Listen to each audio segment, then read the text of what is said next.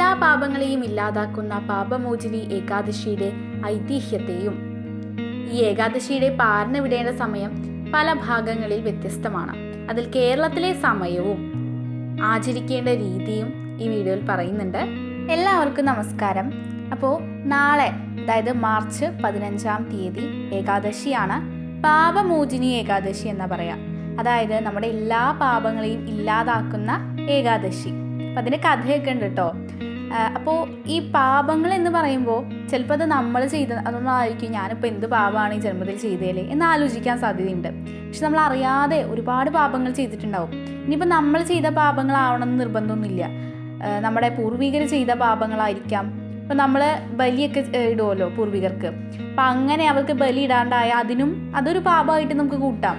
അങ്ങനെ നമ്മൾ എന്തൊക്കെ തെറ്റ് ചെയ്തിട്ടുണ്ടോ അങ്ങനെ ആ തെറ്റുകൾക്കെല്ലാം ഉള്ള ഫലം, നമ്മുടെ കർമ്മ എന്നൊരു വാക്കുണ്ടല്ലോ, അതുപോലെ നമ്മൾ അനുഭവിക്കണം. അതായത് നമ്മൾ എന്തെങ്കിലും തെറ്റ് ചെയ്തിട്ടുണ്ടെങ്കിൽ ചിലപ്പോൾ നമുക്ക് അപ്പം തന്നെ അതിനുള്ള ഫലം കിട്ടില്ല.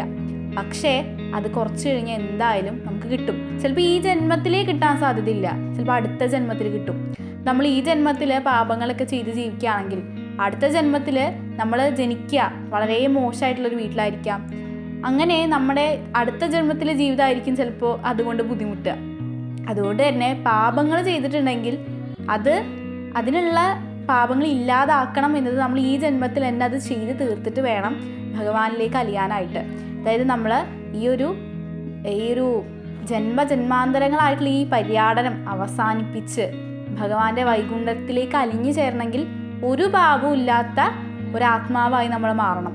അതിനു വേണ്ടിയിട്ട് നമ്മൾ ചെയ്യുന്ന എല്ലാ തെറ്റുകൾക്കും ഉള്ള ഒരു പരിഹാരം നമുക്ക് ചെയ്യണം. ഈ പണ്ടുള്ള കാലത്തൊക്കെ ഈ മുനിമാർക്കൊക്കെ വലിയ തപസ്സൊക്കെ ചെയ്ത് അങ്ങനെയൊക്കെയാണ് അവർ അതിനുള്ള പരിഹാരങ്ങളൊക്കെ ചെയ്തിരുന്നത്. പക്ഷെ നമുക്കതൊന്നും ഈ ഒരു കലികാലത്തിൽ എന്തായാലും ചെയ്യാൻ സാധിക്കില്ല. അപ്പോൾ നമുക്ക് ചെയ്യാൻ സാധിക്കുന്ന ഏറ്റവും ലളിതമായിട്ടുള്ളതും ഏറ്റവും പവർഫുൾ ആയിട്ടുള്ളതും ഒരു കാര്യമാണ് ഈ ഏകാദശി എന്ന് പറയുന്നത്. അപ്പോൾ ഞാനിപ്പോൾ ഈ പറഞ്ഞ കാര്യങ്ങൾ പലർക്കും അറിയാതിരിക്കാം. പക്ഷെ ഞാനത് ഒന്നുകൂടി പറഞ്ഞത് എന്തിനാണെന്ന് വെച്ച് കഴിഞ്ഞാൽ ഇതറിയാത്ത ഒരുപാട് പേരുണ്ടാവും ആദ്യമായിട്ട് ഏകാദശി എടുക്കുന്നവർ. അപ്പം അതിനൊക്കെ വേണ്ടിയിട്ട് ഞാനൊന്ന് ഓർമ്മിച്ചു എന്നേ ഉള്ളൂ ഈ ഏകാദശിയുടെ പ്രാധാന്യത്തെക്കുറിച്ച്. 2026 പാപമോചിനി ഏകാദശി തിഥി വരുന്നത് 2026 മാർച്ച് 14-ാം തീയതി രാവിലെ 8:10 മുതൽ 2026 മാർച്ച് 15-ാം തീയതി രാത്രി 9:16 വരെയാണ്. ഇപ്രാവശ്യത്തെ ഒരു ഏകാദശിയും അതുപോലെ തന്നെ മഹാദ്വാദശിയും ഒക്കെ കൂടി ചേരുന്ന ഒരു ദിവസമാണ്. അതുകൊണ്ട് തന്നെ വളരെയധികം പുണ്യമുള്ളൊരു ദിവസം തന്നെയാണ് കേട്ടോ. അപ്പോൾ വൈഷ്ണവ ഏകാദശിയാണ്. അതുകൊണ്ട് തന്നെ നമ്മൾ ഈ ഒരു ഏകാദശിനെ പറയാം. ചൈത്രമാസത്തിലെ കൃഷ്ണപക്ഷ ഏകാദശിയാണിത്. അപ്പോൾ അതുകൊണ്ട് തന്നെ ഇതിലൊക്കെ വലിയ പ്രാധാന്യമുള്ള ഒരു ഏകാദശി തന്നെയാണിത്. സത്യത്തിൽ നമ്മളൊരു വർഷത്തിൽ 3 ഏകാദശിയാണ് പ്രധാനമായിട്ട് എടുക്കുക അല്ലേ. പക്ഷെ ഇങ്ങനെ ഒരുപാട് ഏകാദശികൾ കടന്നു പോകുന്നുണ്ട്. അത് നമ്മൾ പലരും അറിയുന്നില്ല എന്നുള്ളൂ. അപ്പോൾ ഏകാദശി എടുക്കേണ്ട വിധം എല്ലാവർക്കും വീണ്ടും പറയേണ്ട ആവശ്യമില്ല എന്നറിയാം. എങ്കിലും ഇനി അറിയാത്ത ആരെങ്കിലും ഉണ്ടെങ്കിൽ ഒന്ന് അറിഞ്ഞു വെച്ചോളൂ. അതായത് 3 തരത്തിലാണ് നമുക്ക് ഏകാദശി എടുക്കാനായിട്ട് സാധിക്കുക. ഒന്നാമത്തേത് നമുക്ക് വെള്ളവും ഭക്ഷണവും ഒന്നും ഇല്ലാതെ ഏകാദശി എടുക്കാം. അതുപോലെ തന്നെ വെള്ളം മാത്രം കുടിച്ച് ഭക്ഷണമൊന്നും കഴിക്കാതെ ഏകാദശി എടുക്കാം. അതുപോലെ തന്നെ വെള്ളവും ഭക്ഷണവും കഴിച്ച് പഴവർഗ്ഗങ്ങളൊക്കെ നമുക്ക് കഴിക്കാനായിട്ട് സാധിക്കും. പിന്നെ നമ്മൾ ഈ ഒരു എല്ലാ ഏകാദശി എടുക്കുമ്പോഴും നമ്മൾ പ്രത്യേകം ശ്രദ്ധിക്കേണ്ട 2 പ്രധാനപ്പെട്ട സമയങ്ങളുണ്ട്. ഒന്നാമത്തത് പാരണ വിടേണ്ട സമയം, അതുപോലെ തന്നെ ഹരിവരാസന സമയം. അതായത് ഭഗവാനും മഹാവിഷ്ണുവും മഹാലക്ഷ്മിയും നമ്മുടെ ഭൂമിയിലേക്ക് വരുന്ന സമയം എന്നാണ് വിശ്വാസം. അപ്പോൾ ആ സമയത്ത് കുറച്ചുകൂടി നമ്മൾ പ്രാർത്ഥിക്കണം. അപ്പോൾ ആ സമയം ഞാൻ പറയാം. അതിനു മുമ്പ് നമുക്ക് കഥ പറയാമല്ലേ. ഈ ഓരോ ഏകാദശി എടുക്കുമ്പോഴും ആ കഥ അറിയേണ്ടതിൻ്റെ പ്രാധാന്യം, അതായത് നമ്മൾ ഏകാദശി എടുക്കുമ്പോൾ നമ്മൾ ഏത് ഏകാദശിയാണ് എടുക്കുന്നത് അതിൻ്റെ കഥ നന്നായിട്ട് അറിയണം.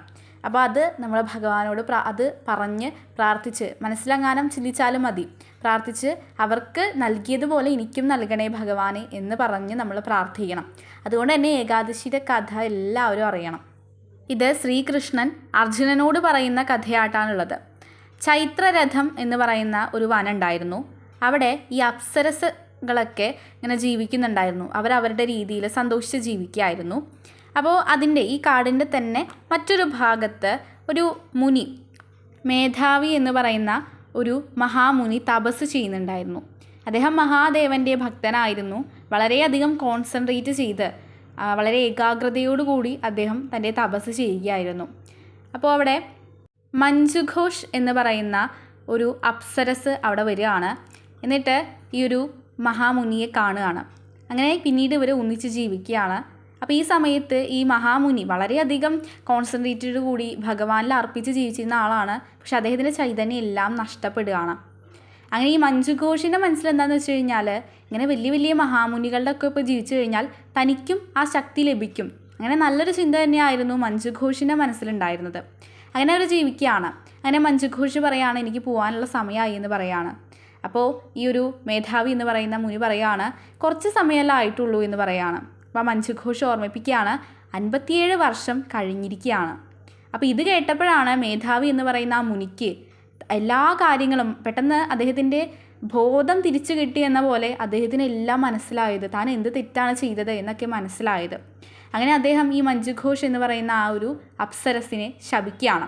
നീ ഒരു പിശാചായി മാറട്ടെ എന്നാണ് ശപിക്കുന്നത്. ഇത് കേട്ടപ്പോൾ ആ അപ്സര സ്ത്രീക്ക് വളരെയധികം വിഷമായി.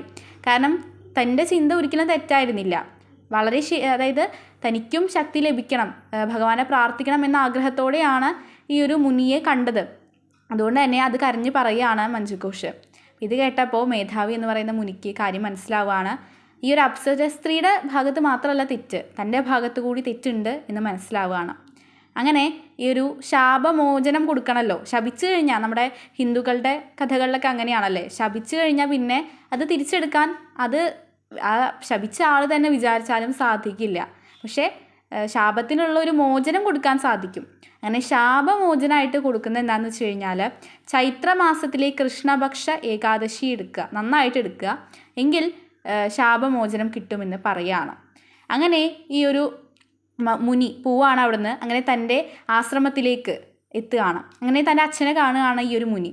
അങ്ങനെ അച്ഛൻ ചോദിക്കുകയാണ്, നിൻ്റെ തേജസ്സൊക്കെ പോയല്ലോ, എന്താണ് ഇങ്ങനെ എന്ന് ചോദിക്കുകയാണ്. നിൻ്റെ മുഖത്തെ ആ പ്രസന്നതയും കാര്യങ്ങളൊന്നും ഇല്ലല്ലോ എന്ന് ചോദിക്കുകയാണ്. അപ്പോൾ ഇത് കേട്ടപ്പോൾ ആ ഒരു മുനി അച്ഛനോട് കരഞ്ഞ് കാര്യങ്ങളെല്ലാം പറയുകയാണ്. അങ്ങനെ അച്ഛൻ പറയുകയാണ്, നീ മഹാ തെറ്റാണ് ചെയ്തത്, അതിന് നിനക്ക് തീർച്ചയായും നീ ശിക്ഷ അനുഭവിക്കേണ്ടതായിട്ട് വരും. അതിൽ നിന്ന് നിനക്ക് മോചനം ലഭിക്കണമെങ്കിൽ ഈ ഒരു ചൈത്രമാസത്തിലെ കൃഷ്ണപക്ഷ ഏകാദശി എടുക്കണമെന്ന് പറയുകയാണ്. അതായത് ആ ഒരു മഞ്ജുഘോഷ് എന്ന് പറയുന്ന അപ്സര സ്ത്രീക്ക് എന്ത് പാപമോചനം ആയിട്ട് എന്താണോ പറഞ്ഞത് അതേ കാര്യം തന്നെ ഈ മഹാമുനിയും ചെയ്യേണ്ടതായിട്ട് വരികയാണ്. അങ്ങനെ ഇവർ രണ്ടുപേരും ഏകാദശി എടുക്കുകയാണ്, പാപമോചനം ലഭിക്കുകയും ചെയ്യുന്നുണ്ട്. അപ്പം ഇതാണ് പാപമോചിനി ഏകാദശിയുടെ കഥ എന്ന് പറയുന്നത്. ഈ ഒരു കഥ എല്ലാവരും മനസ്സിൽ ഈ ഒരു ഏകാദശി എടുക്കുന്ന സമയത്ത് നമ്മുടെ മനസ്സിൽ ഉണ്ടാവേണ്ട കഥയാണ്. അപ്പോൾ ഈ ഒരു ഏകാദശി സമയത്ത് നമുക്ക് എപ്പോഴും ശ്രദ്ധിക്കേണ്ട ഒരു കാര്യം എന്ന് പറയുന്നത് തുളസിയുടെ കാര്യം. തുളസി നമ്മൾ ഭഗവാൻ അർപ്പിക്കണം. ഏകാദശി ദിവസം തുളസി പറിക്കാൻ പാടില്ലല്ലോ. അതുകൊണ്ട് തന്നെ നമ്മൾ തലേ ദിവസം പൊട്ടിച്ച് വെക്കുക, ആ കാര്യങ്ങളൊക്കെ ആരും ചെയ്യാൻ മറക്കരുത് കേട്ടോ. അപ്പോൾ നമുക്കിനി ഏകാദശിയുടെ പാരണ വിടേണ്ട സമയം പറയാം. അപ്പോൾ ഇപ്രാവശ്യത്തെ ഏകാദശി പല സ്ഥലങ്ങളിൽ പല സമയത്താണ് പാരണ വിടുന്ന സമയം. അതിൽ കേരളത്തിലെ സമയമാണ് ഞാൻ പറയുന്നത്. മാർച്ച് 15-ാം തീയതിയാണ് ഏകാദശി വരുന്നതെന്ന് പറഞ്ഞു. അപ്പോൾ അതിൻ്റെ പാരണ വിടേണ്ട സമയം വരുന്നത് മാർച്ച് 16-ാം തീയതിയാണ്. രാവിലെ 6:29 മുതൽ 9:40 വരെയാണ് സമയം. അപ്പോൾ ഈ ഒരു ഏകാദശി പാരണ വിടുന്ന സമയത്ത് നിങ്ങൾ ശ്രദ്ധിക്കേണ്ട ഒരു പ്രധാനപ്പെട്ട കാര്യം, ഈ ഒരു സമയത്തിൽ നമുക്ക് ചെറിയ വ്യത്യാസങ്ങൾ, അതായത് ചെറിയ മിനിറ്റുകളുടെ വ്യത്യാസങ്ങൾ പലയിടത്തേക്കും വന്നേക്കാം. അതുകൊണ്ട് തന്നെ ഈ ഒരു സമയത്തിൻ്റെ ഇടയ്ക്കുള്ള, അതായത് ഞാൻ പറയുന്നത് ഒരു 7 മണിക്ക് അല്ലെങ്കിൽ 7:30 ഈ ഒരു സമയത്ത് നിങ്ങൾ പാരണ വിട്ടോളൂ. കാരണം ഈ സമയത്തിൻ്റെ മിനിറ്റുകൾ തമ്മിൽ ഒരു വ്യത്യാസം ഉണ്ടാവാൻ സാധ്യതയുണ്ട്. ആ ഒരു കാര്യം ശ്രദ്ധിക്കുക. പിന്നെ ഞാൻ എല്ലാ ഏകാദശിനെ കുറിച്ച് പറയുമ്പോഴും ഞാനൊരു പ്രധാനപ്പെട്ട കാര്യം പറയാറുണ്ട്. അതായത് നമ്മൾ ഏകാദശി പാരണ വിടുന്ന സമയത്ത് നമ്മൾ മന്ത്രങ്ങളൊന്നും ചൊല്ലാൻ അറിയില്ല എങ്കിൽ ഭഗവാനോട് പ്രാർത്ഥിക്കുക. എന്തെങ്കിലും തെറ്റുകൾ ചെയ്തിട്ടുണ്ടെങ്കിൽ ക്ഷമിക്കാനും പറയാം. പിന്നെ ഒരു പ്രധാനപ്പെട്ട കാര്യം ഓർമ്മിപ്പിക്കാനായിട്ടുള്ളത്, ഞാൻ ഇപ്പോൾ പറഞ്ഞ സമയം എന്നത് കേരളത്തിലേക്ക് മാത്രമാണ്. നിങ്ങൾ വേറെ സ്ഥലങ്ങളിലൊക്കെയാണ്, അതായത് ഈ ഒരു പുറം നാട്ടിലൊക്കെ സമയത്തിന് വ്യത്യാസമുണ്ട്. ഇന്ത്യയിലെ തന്നെ ചില സംസ്ഥാനങ്ങളിലും സമയത്തിന് വ്യത്യാസമുണ്ട്. അപ്പോൾ ആ ഒരു സമയം അറിയില്ല, അവിടേക്കാണ് അങ്ങനെയുള്ള ആൾക്കാരാണ് കാണുന്നതെങ്കിൽ ആ സമയം അറിയില്ലെങ്കിൽ കമൻറ്റ് ഇട്ടാൽ പറഞ്ഞുതരാം കേട്ടോ. ഞാൻ കേരളത്തിലെ കാര്യം മാത്രമാണ് കേട്ടോ പറഞ്ഞത്. വേറെ സ്ഥലങ്ങളിൽ സമയത്തിന് മാറ്റമുണ്ട്, ആ ഒരു കാര്യം പ്രത്യേകം ശ്രദ്ധിക്കുക. പിന്നെ നമുക്ക് ഹരിവരാസന സമയം പറയാം അല്ലേ. മാർച്ച് 15-ന് രാവിലെ 3:20 മുതൽ വൈകുന്നേരം 3:23 വരെയാണ് ഹരിവരാസന സമയം. ഈ ഒരു സമയത്തിനെ കുറിച്ച് ഞാൻ പറഞ്ഞു. അതായത് മഹാവിഷ്ണുവും മഹാലക്ഷ്മിയും നമ്മുടെ ഭൂമിയിലേക്ക് വരുന്നു എന്ന് കരുതപ്പെടുന്ന സമയമാണ്. അപ്പോൾ ഈ ഒരു സമയം, അതായത് നമ്മൾ മാർച്ച് 15 രാവിലെ മുതൽ വൈകുന്നേരം വരെ നമ്മൾ കൂടുതൽ സമയവും പ്രാർത്ഥനയിൽ മുഴുകാനായിട്ട് ശ്രമിക്കുക. നമ്മൾ ആ ഒരു ബുക്കുകൾ, നല്ല നല്ല ബുക്കുകളും ഭാഗവതവും കാര്യങ്ങളൊക്കെ വായിച്ച് നമുക്ക് ഇരിക്കാം. അപ്പോൾ ഈ ഒരു സമയത്തിനിടക്ക് നമ്മുടെ ഭൂമിയിലേക്ക് വരുമെന്നാണ് കരുതപ്പെടുന്നത്. ചിലപ്പോൾ നമ്മുടെ വീട്ടിലേക്കൊക്കെ വന്നേക്കാം. അതുകൊണ്ട് തന്നെ വീടൊക്കെ നല്ല വൃത്തിയാക്കിയിട്ട് നമ്മുടെ പ്രാർത്ഥനയിൽ മുഴുകിയിരിക്കുക. അപ്പോൾ എല്ലാവർക്കും ഈ വീഡിയോ ഉപകാരപ്പെട്ടു എന്ന് വിചാരിക്കുന്നു. ഇനി എന്തെങ്കിലും സംശയങ്ങളൊക്കെ ഉണ്ടെങ്കിൽ കമൻറ്റ് ഇട്ടാൽ മതി, ഉത്തരം പറഞ്ഞു തരുന്നതായിരിക്കും കേട്ടോ. അപ്പോൾ വീഡിയോ ഇഷ്ടപ്പെട്ടിട്ടുണ്ടെങ്കിൽ ഭഗവാന്റെ നാമം ഒന്ന് കമൻറ്റിൽ ഇട്ടോളൂ. അപ്പോൾ എല്ലാവർക്കും നന്ദി. താങ്ക്